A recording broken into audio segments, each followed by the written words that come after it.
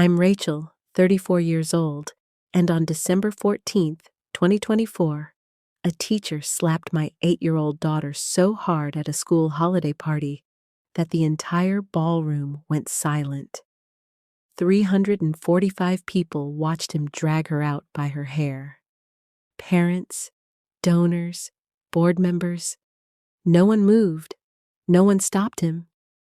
What they didn't know was that I'd already made the call. By morning, the school and Andre couldn't believe what was happening. News vans surrounded the building, and Andre's entire past was exposed. Before I tell you how it all happened, like and subscribe if you believe some people deserve exactly what's coming to them, and comment where you're watching from. Now, let me take you back to the beginning. August 2021. I moved to Plano, Texas, from Phoenix with one goal: give Sophie a better life. I was 31. A single mother, working remote for a tech company. Sophie was 5, bright, curious, deserved more than I'd had growing up. Redwood Preparatory School looked perfect. Brick buildings, manicured lawns, a waiting list 2 years long. Tuition was $28,000 a year. I paid it, every cent. The school promised excellence, small class sizes, Ivy League preparation, character building through discipline. That last part should have been a warning. Sophie started first grade in fall 2021. She loved it at first, made friends, brought home perfect spelling tests, talked about her teachers like they were heroes. By second grade, things changed. She got quieter, started asking if she could stay home, said her stomach hurt. I thought it was adjustment, growing pains. Then I met Andre Whitman. He taught third grade, tall, mid-40s, always wore a tie. Parents loved him, called him strict but fair, said their kids needed structure. Sophie started his class in August 2024. Within 2 weeks, she stopped talking about school entirely. I asked her why. She shrugged, said it was fine. I asked her teacher friends' parents. They said Andre was tough but effective, that he got results. I let it go. Trusted the system, trusted the school. That was my first mistake. October 2024. Sophie came home with a bruise on her arm. Small, purple, just above her elbow. I asked what happened. She said she fell during recess. I didn't believe her, but I didn't push. November 2024. Parent-teacher conferences. I sat across from Andre in a classroom that smelled like dry erase markers and air freshener. He smiled, leaned back in his chair. Sophie's doing well academically, he said, but she has an authority problem. I blinked. What kind of problem? She questions instructions, talks back, disrupts the learning environment. She's 8. She's old enough to learn respect. Something about the way he said it made my skin crawl, but I nodded, said I'd talk to her. I didn't, because when I asked Sophie about it later, she said she didn't talk back. Said she just asked questions. I believed her. December 2024. The holiday party invitation arrived in Sophie's backpack. Fancy cardstock, gold embossed letters. You are cordially invited to Redwood Preparatory's annual holiday gala, December 14th, 2024, 6 p.m. Attire, formal. Sophie was excited, asked if she could wear her blue dress, the one with the sparkles. I said yes. I ironed the dress, curled her hair, took photos in our living room before we left. She looked so small, so happy. I drove us to the school, parked in the lot near the auditorium, held her hand as we walked inside. The ballroom was massive, crystal chandeliers, white tablecloths, a string quartet in the corner playing something classical. Parents in suits and gowns, kids in their best clothes, everyone smiling, everyone pretending this was normal. Sophie saw her friend across the room, asked if she could go say hi. I said yes, watched her run off. That was the last moment I thought everything was fine. On December 14th, 2024, at 6:42 p.m., Redwood Preparatory School Ballroom, Plano, Texas. I was standing near the dessert table talking to another mother about fundraising when I hear a crack. Sharp, loud, like someone snapped a wooden ruler. The music didn't stop completely, just hesitated, half a beat off. I turned toward the sound. Across the room, near the stage, Andre Whitman stood over a small figure in a blue dress. My daughter. Sophie was holding her face, her mouth open, frozen. For one full second, I didn't understand what I was seeing. My brain couldn't process it. Then Andre grabbed her by the hair, yanked her upward. She stumbled. Her hands flew to his wrist. He started dragging her toward the exit. Not gently, not carefully, like she was a bag he was taking out to the curb. I dropped my plate, started moving. My heels clicked on the marble floor. Too slow. Everything was too slow. Sophie screamed, "Mom!" Just once, high-pitched, desperate. Andre didn't stop. He looked at the crowd, at all of us. His face was calm, cold, and then he said it, loud enough for everyone to hear. "This is what happens when kids don't learn respect." 345 people stood there, parents in designer suits, donors who paid for new gymnasiums, board members who decided policy. No one moved.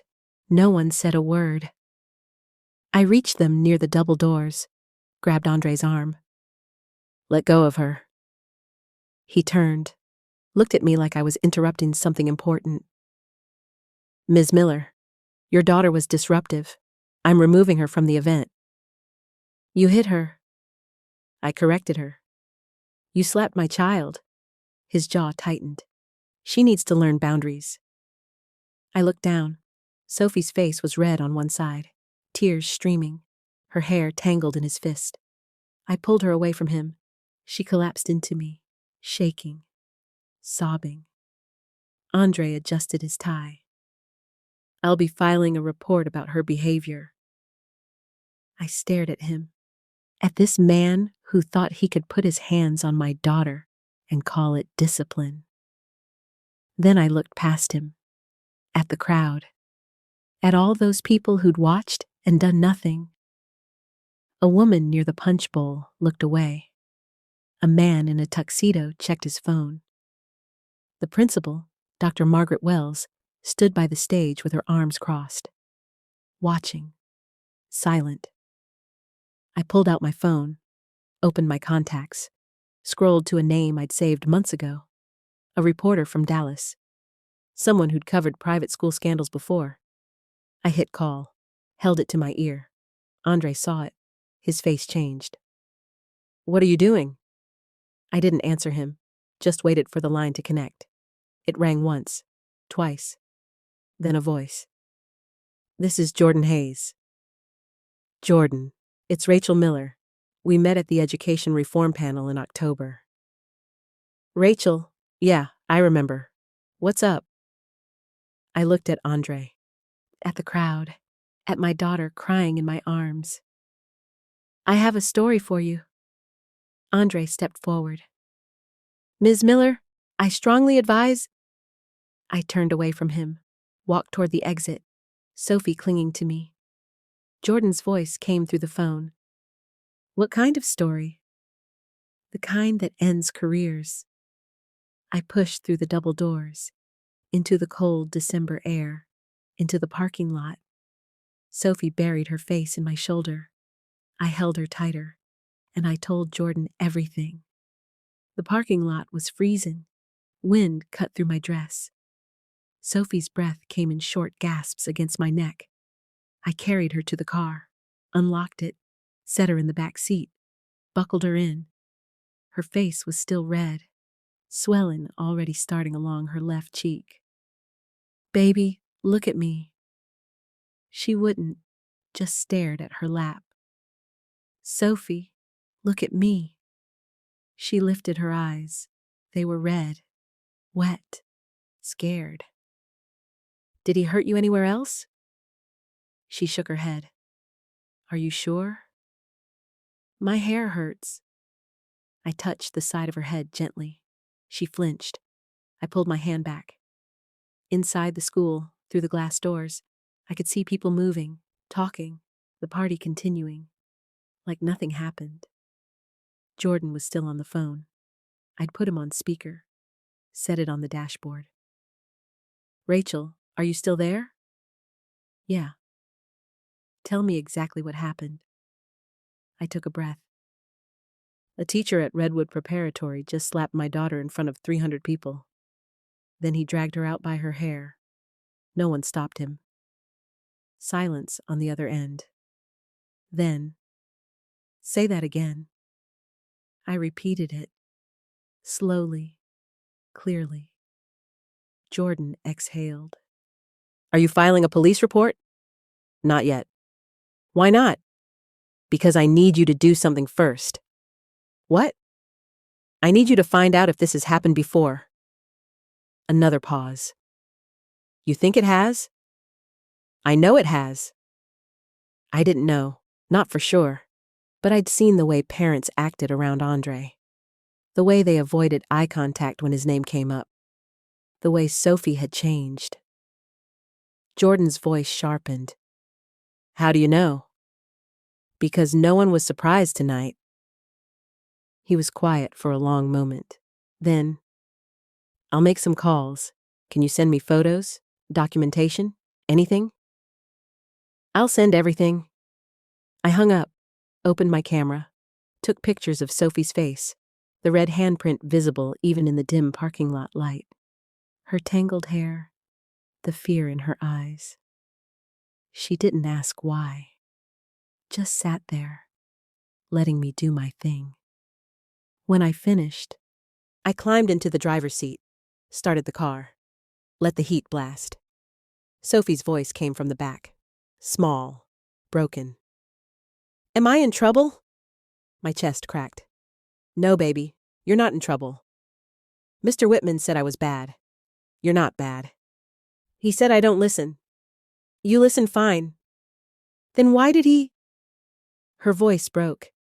She started crying again.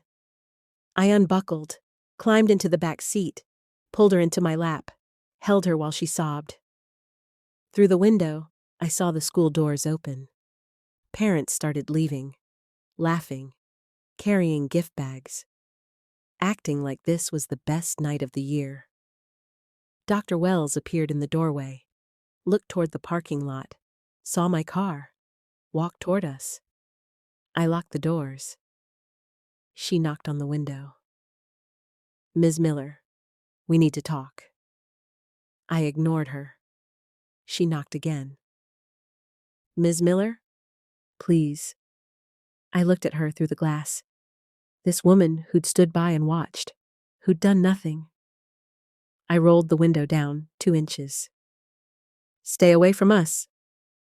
I understand you're upset, but stay away from my daughter. Stay away from me." Her face hardened. "If you leave without discussing this, there will be consequences." "Good." I rolled the window up, put the car in reverse, drove out of the parking lot.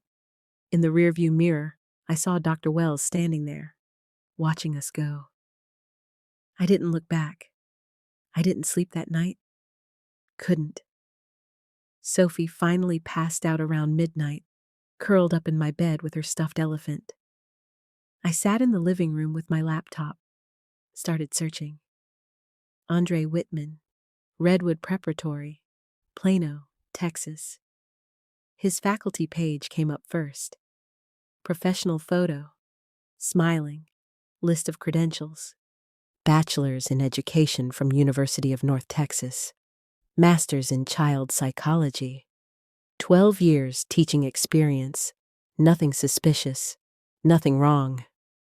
I kept digging, found his LinkedIn, previous positions, Highland Academy in Dallas, Crestview School in Fort Worth, Oakmont Preparatory in Arlington, 3 schools in 10 years. That wasn't normal for someone his age. Teachers usually stayed longer, built careers, got tenure. Unless they couldn't. I searched each school name with his. Nothing came up, just generic staff directories, old newsletters. Then I tried something else. Searched the schools plus words like incident, complaint, lawsuit. Highland Academy settled a case in 2018. Details sealed. Involved a teacher. No name released. Crestview had a scandal in 2020. Teacher dismissed for inappropriate conduct. Name withheld to protect students. Oakmont had a parent petition in 2022, demanding removal of a staff member. Petition disappeared 2 weeks later.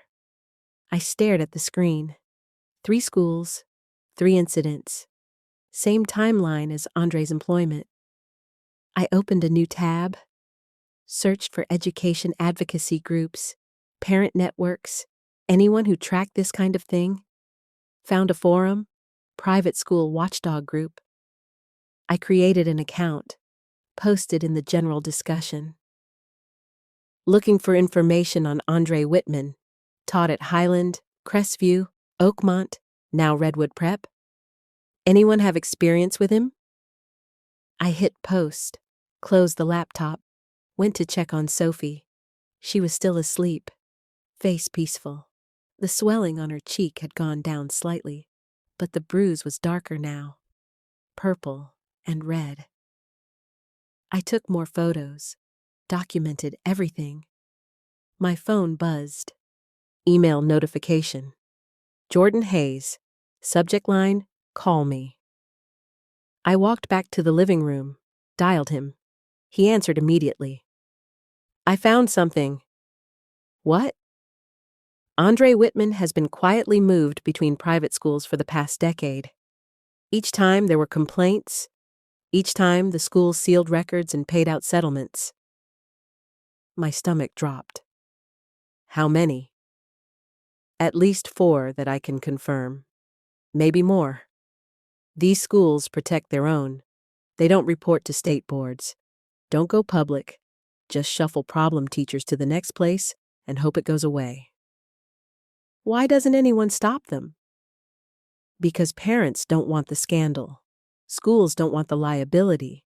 And teachers like Andre know how to pick targets. Kids who won't fight back. Families who trust the system.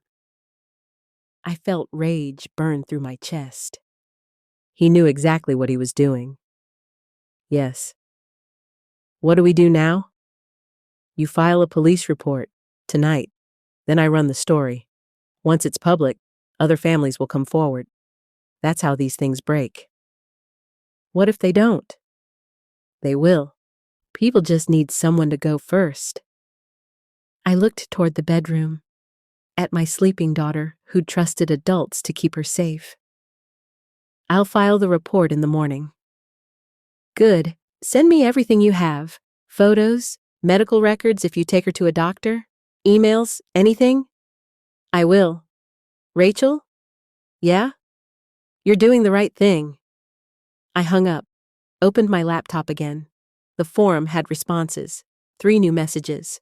First one, my son had Whitman at Highland, came home with bruises. School said he was clumsy. We pulled him out. Second one, Whitman taught my daughter at Crestview. She developed anxiety. Wouldn't tell us why. We found out later he'd grabbed her by the arm hard enough to leave marks. Third one, I'm a former teacher at Oakmont. I reported Whitman for shoving a student. I was let go 2 weeks later. He stayed. I read them again. Then again. This wasn't isolated. This was a pattern. And Redwood Prep knew. They had to. My phone buzzed. Unknown number. Text message. Stop asking questions or it gets worse. I stared at it. Then I screenshotted it, sent it to Jordan, and kept digging. December 15th, 2024. 6:03 a.m. I filed the police report at Plano Police Department on Jupiter Road. Officer on duty was a woman named Garcia, mid-30s. Listened without interrupting while I explained what happened. Looked at the photos of Sophie's face. Did anyone else witness this? 345 people. Her eyebrows raised. And no one intervened? No? She wrote something down. We'll need to interview your daughter. She's 8. I understand. We have specialists for that. When can you bring her in? This afternoon. Good.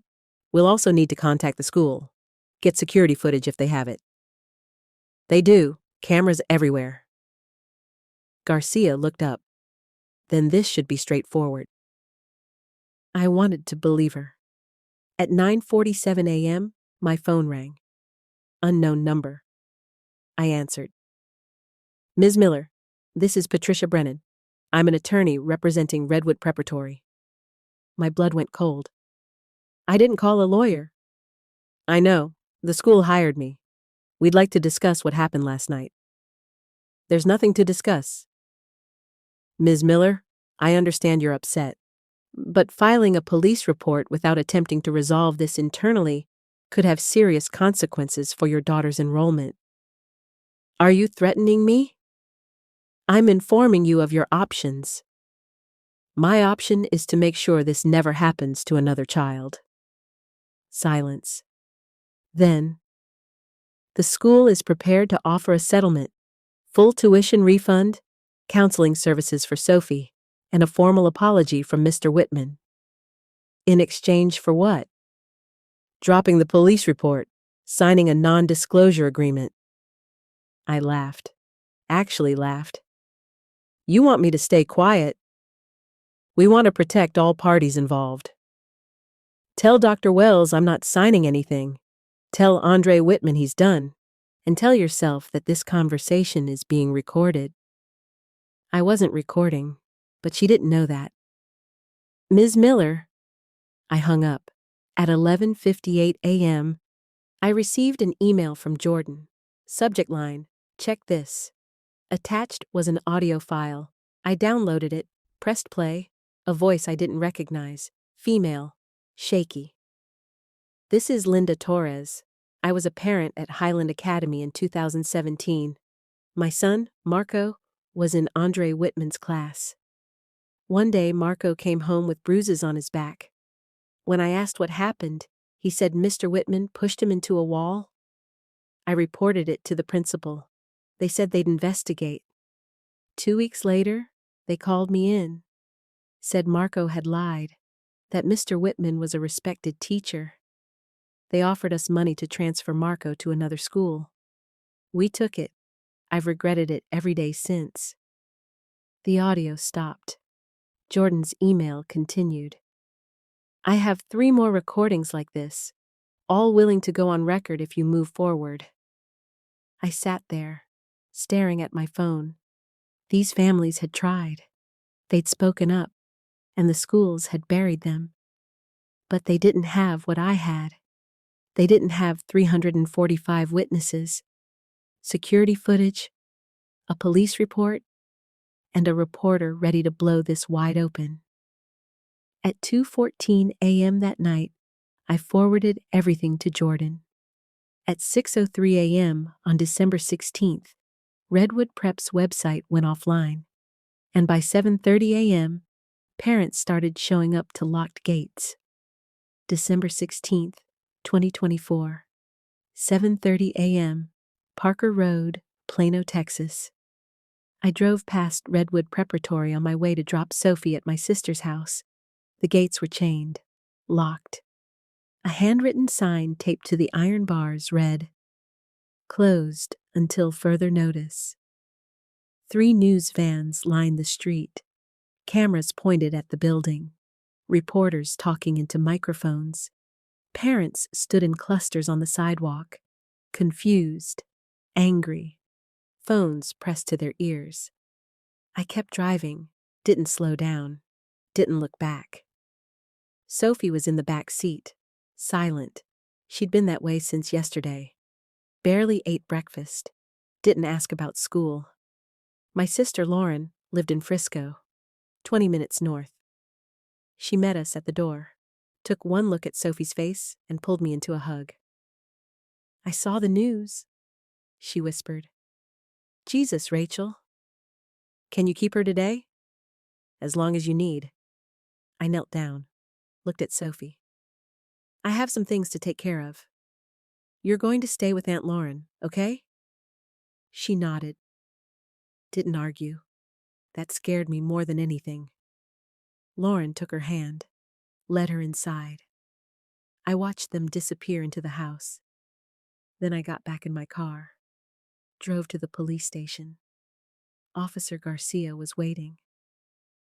Security footage came in this morning. "From the school?" "Yes." "Do you want to see it?" I did, and I didn't, but I nodded. She led me to a small room, pulled up the video on a monitor, pressed play, the ballroom, wide angle, timestamp, 6:41:58 p.m. Sophie near the stage, talking to another girl, smiling, normal. Andre approached, said something. Sophie shook her head. He stepped closer, grabbed her arm. She pulled back. That's when he hit her. The sound didn't come through on the footage, but I saw her head snap to the side, saw her hand fly to her face, saw him grab her hair. I watched him drag her across the floor, watched the crowd part, watched no one move. Garcia paused the video. "We've identified 17 adults within 10 feet of the incident. None intervened." "What does that mean legally?" "Depends. Failure to report child abuse is a crime in Texas, but proving people knew what they were seeing in real time is difficult." "They all saw it." "I believe you, but a defense attorney will argue shock, confusion, that it happened too fast." I stared at the frozen image on the screen. My daughter's face twisted in pain. "What about Andre?" "Assault on a minor, Class A misdemeanor, possibly elevated to injury to a child depending on the DA's office." "That's it?" "If he has no prior record, he might get probation." My chest tightened. "He's done this before." "Then we need proof." "I have 4 families willing to testify." Garcia looked at me, really looked at me. "Get me their names." I left the station at 10:22 a.m., checked my phone, 43 missed calls. Most from numbers I didn't recognize, some from other Redwood parents. One voicemail from Dr. Wells. "Ms. Miller, this situation has escalated unnecessarily. We need to speak immediately." I deleted it. Another from Patricia Brennan, the school's lawyer. "Our settlement offer has been withdrawn. Any further action will be met with counterclaims for defamation and breach of contract." I saved that one, sent it to Jordan. At 11:15 a.m., my phone rang. "Jordan. It's live." "What?" "The story. It's on the front page of Dallas Morning News Digital. Redwood Preparatory, Andre Whitman, everything." I pulled over, opened the browser on my phone, searched. The headline filled my screen. "Elite Plano School accused of covering up teacher abuse. Parents demand answers." Below it, a photo of Redwood Prep, and below that, Andre's faculty photo. I scrolled, read the article. It named him, detailed the incident, included statements from the 4 families Jordan had found. At the bottom, Redwood Preparatory declined to comment. Andre Whitman could not be reached. I sat there, engine idling, cars passing. If you've ever trusted the wrong institution, stay with me. My phone buzzed, text from an unknown number. You just destroyed a good man's career. Hope you're proud. Then another. Your daughter probably deserved it.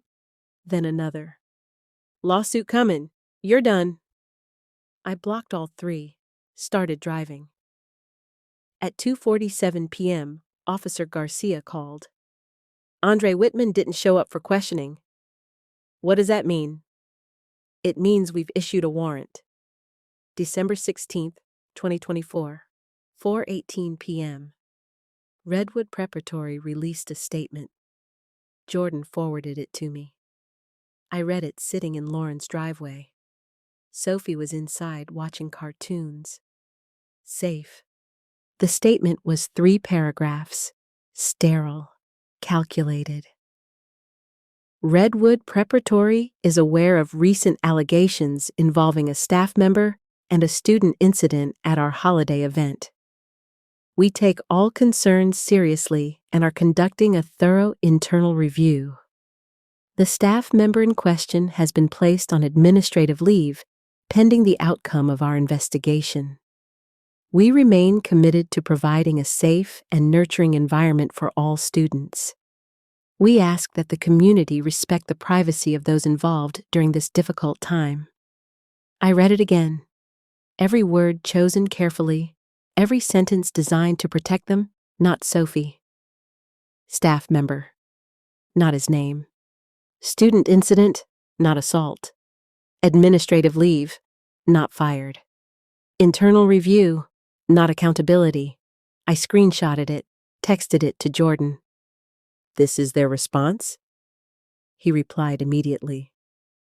They're trying to control the narrative. Won't work. Why not? Because I have a follow-up ready. Drops tomorrow morning. Board meeting minutes from 2022 showing they knew about complaints and did nothing. Where did you get those?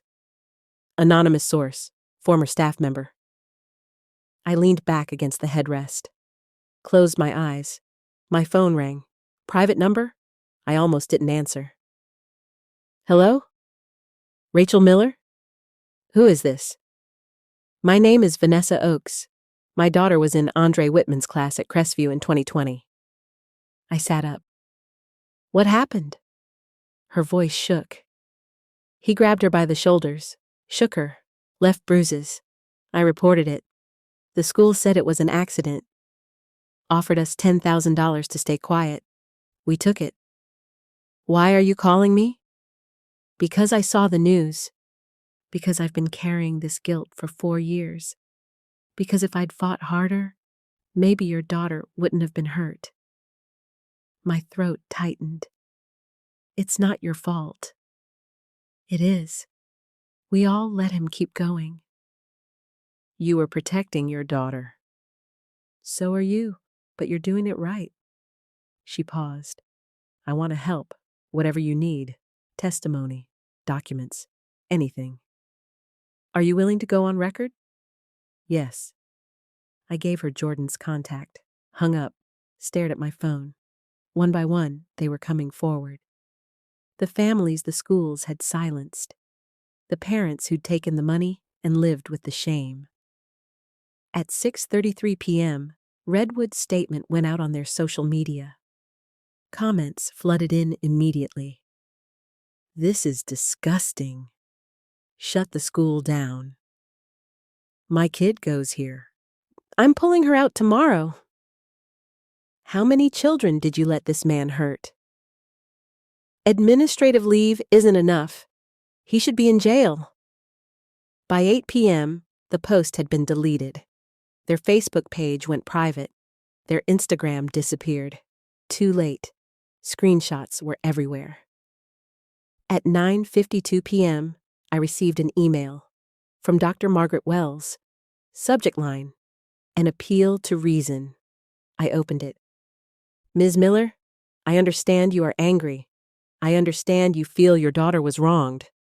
But what you are doing is destroying an institution that has served this community for 30 years. Redwood Preparatory educates hundreds of children, employs dozens of staff members, supports countless families. By pursuing this publicly, You are not just attacking one teacher. You are attacking all of us. I am asking you, as one mother to another, to consider the collateral damage, to think about the other children who will suffer if this school closes, to find a way to resolve this privately, for everyone's sake. I read it twice. Then I replied. One sentence. You should have thought about that before you let him touch my daughter. I hit send, closed my laptop, went to check on Sophie. She was asleep on Lauren's couch, thumb in her mouth, something she hadn't done in years. I covered her with a blanket, kissed her forehead, sat on the floor beside her, and waited for morning. December 17th, 2024, 6:47 a.m. Andre Whitman was arrested at the extended stay hotel off Highway 75 in Richardson, Texas. Jordan called me, woke me up. Turn on the news. I fumbled for the remote, flipped to Channel 8.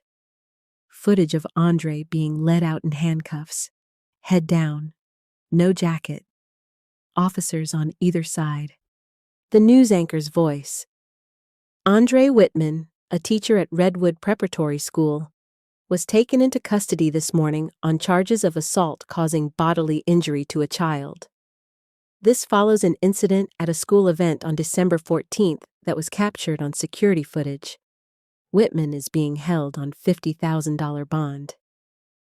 I watched him duck into the police car, watched it drive away. Sophie was still asleep. I walked outside, called Jordan. How did they find him? Anonymous tip. Someone saw the news, called it in. What happens now? Arraignment, probably this afternoon. He'll either post bond or sit in jail until trial. What about the other cases, the other schools? That's the big one. DA's office is reviewing everything I sent them. If they find a pattern, they can charge him with multiple counts. Build a bigger case. Will they? Depends on if the families cooperate. Some will, some won't.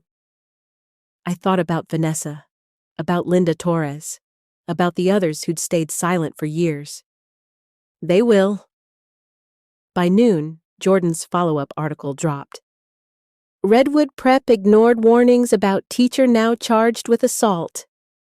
It detailed everything. The 2022 board meeting where a parent raised concerns. The internal emails showing administrators knew about Andre's disciplinary methods. The legal settlements paid to at least 3 families. It included a quote from Vanessa Oakes.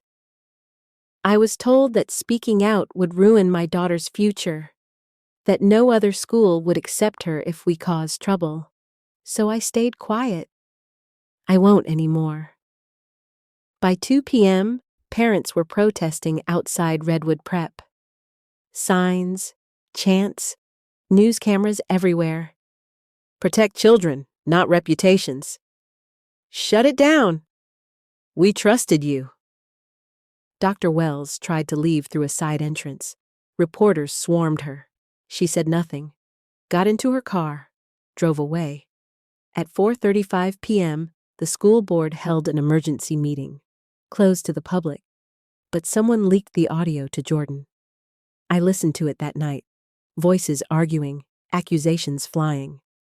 One board member, we need to shut down until this blows over. Another, if we shut down, we admit guilt. A third, we are guilty. We knew. We all knew. Silence. Then someone said, we need to remove Wells, immediately. At 7:18 p.m., Redwood Preparatory's board of directors announced Dr. Margaret Wells had resigned effective immediately. At 9:03 p.m., they announced the school would remain closed indefinitely. At 10:47 p.m., 3 more families came forward. Not from Redwood, from Andre's previous schools, all with similar stories, all ready to testify. I sat in Lauren's living room, watching the news coverage, watching Andre's face on every channel. Sophie walked in, rubbing her eyes. "Mama?" I turned off the TV, pulled her into my lap. "Yeah, baby? Is Mr. Whitman going to come back?" "No." "Are you sure?" I held her tighter. "I'm sure." She was quiet for a moment. Then, "Why did he hurt me?" That was the question. The one I couldn't answer. The one that kept me awake. Because he's a bad person who did a bad thing. But why didn't anyone stop him? I closed my eyes. Because they were scared. Or they didn't care. Or they thought it wasn't their problem. But it was their problem. You're right.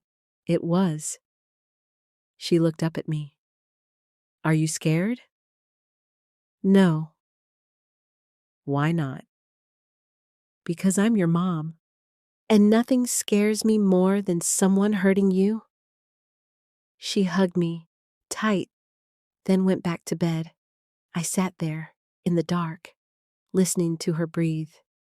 If this story matters, subscribe, because it's bigger than one child.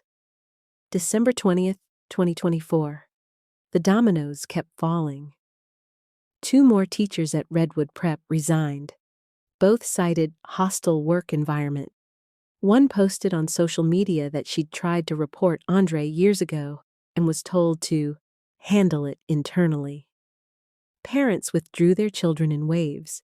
Enrollment dropped from 312 to 84 in 3 days.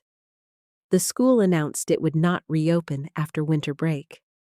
Jordan's reporting won awards. National outlets picked up the story. CNN, NBC, NPR. Everyone wanted to know how a private school had protected an abusive teacher for over a decade. I gave one interview, just one, to Jordan, for a podcast series he was developing. He asked me why I didn't take the settlement. I said, because money doesn't fix what he did, and silence doesn't protect other children. He asked if I regretted going public. I said, no, but I wish I'd never had to. The interview went viral, over 2 million downloads in the first week. Messages flooded my inbox, parents thanking me, survivors sharing their own stories, teachers saying they'd witnessed abuse and been silenced. But not all messages were supportive. You ruined people's lives over a slap. Your daughter will never live this down. You're doing this for attention. I blocked hundreds of accounts, stopped reading comments, focused on Sophie. We started therapy, both of us. A woman named Dr. Chen, who specialized in childhood trauma. Sophie didn't talk much at first, just drew pictures, dark scribbles, figures with no faces. By the 3rd session, she started opening up. Said Andre had grabbed her before. Said he'd yelled at her for asking questions. Said she thought it was normal because no one stopped him. Dr. Chen told me that was common, that children normalize abuse when adults around them don't intervene. I asked if Sophie would be okay. She said, with support, yes, but this will stay with her. January 2025. Andre's trial date was set for April. DA offered him a plea deal, 3 years probation, anger management, permanent revocation of teaching license. His lawyer advised him to take it. He refused, said he'd done nothing wrong, that he was being persecuted. That's when more families came forward. 7 total, spanning 12 years, all with documentation. Photos, medical records, testimonies. The DA upgraded charges, injury to a child, multiple counts, possible prison time. Andre's lawyer withdrew from the case. At the preliminary hearing, I sat in the gallery, watched Andre walk in. He looked smaller, older, defeated. He didn't look at me, didn't look at anyone. The judge reviewed the evidence, set bail at $200,000. Andre couldn't pay. He stayed in jail. After the hearing, Vanessa Oakes found me outside the courthouse, hugged me, cried. "Thank you," she whispered. "Thank you for doing what I couldn't." Linda Torres was there too, and 3 other mothers. We stood in a circle, strangers bound by the same failure. Not our failure, the system's. But we'd done something about it. Finally. A reporter asked if I thought justice had been served. I said, "Not yet, but we're closer." That night, a law firm in Dallas announced they were filing a class action lawsuit against Redwood Preparatory's board of directors, seeking damages for all families affected by Andre's abuse. 23 families joined, including mine. April 2025. Andre Whitman pled guilty to 4 counts of injury to a child, sentenced to 8 years in prison. No parole eligibility for at least 4. I didn't attend the sentencing, didn't need to. Jordan sent me the transcript. Andre made a statement, said he'd dedicated his life to education, that he'd made mistakes but never intended harm, that he hoped people would remember the good he'd done. The judge cut him off, said, "You used your position to hurt children who trusted you. There is no good that erases that." Sophie turned 9 in May. We celebrated at home, just the 2 of us. She wanted chocolate cake and to watch a movie. No party, no crowds. She wasn't ready for that yet, but she smiled, laughed, asked for seconds of cake. Progress, June 2025. The class action lawsuit settled. Redwood Preparatory's board paid $4.2 million split between 23 families. The school permanently closed. Building sold to a charter school organization. Dr. Margaret Wells moved to Colorado, took a consulting job, changed her last name. Patricia Brennan, the lawyer who'd threatened me, was disbarred for witness intimidation in an unrelated case. Most of the families moved on, enrolled their kids in new schools, tried to forget.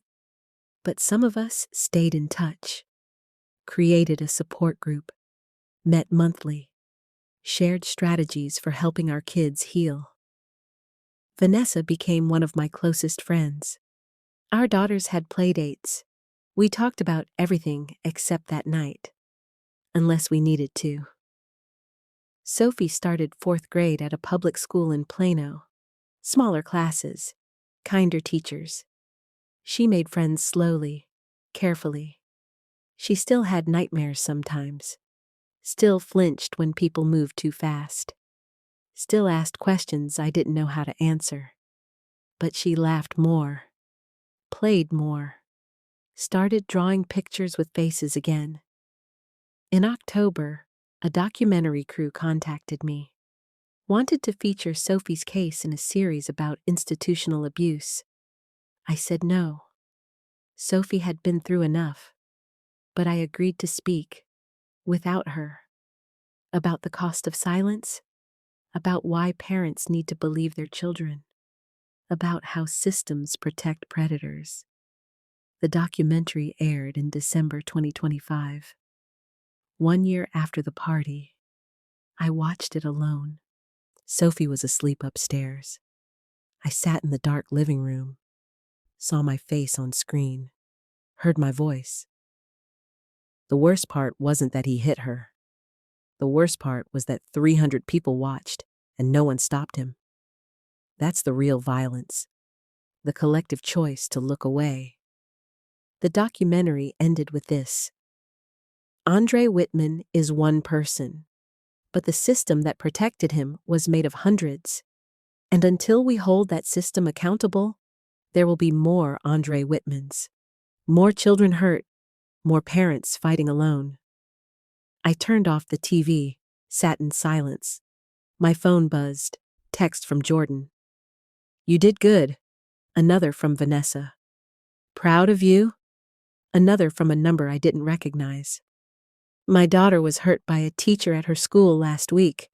I reported it because of you. Thank you. I read it twice. Set my phone down, went upstairs, checked on Sophie. She was sprawled sideways in her bed. Hair everywhere. Stuffed elephant under her arm. I tucked her in, kissed her forehead. She stirred slightly, but didn't wake. I stood there, watching her breathe, thinking about the night that changed everything, thinking about the slap, the silence, the choice I made to speak.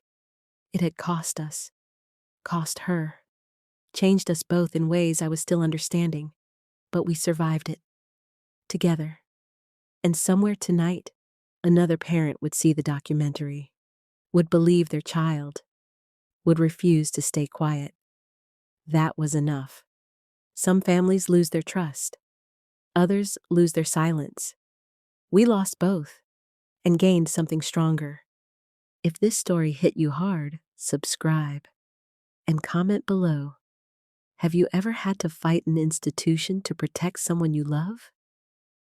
I want to hear your story.